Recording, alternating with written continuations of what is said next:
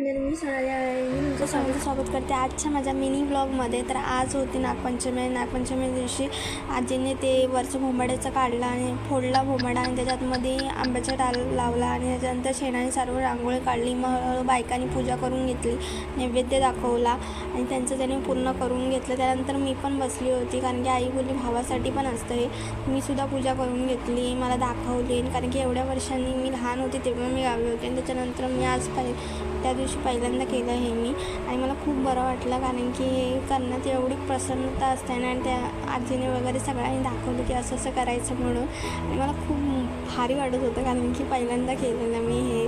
त्यानंतर मी दूध वगैरे ते आतमध्ये सोडायचं असं ते सोडलं. मग नंतरला हळदी कुंकू लावलं आणि त्याच्यानंतर मग मी अगरबत्ती दाखवून घंटी दाखवून घेतली.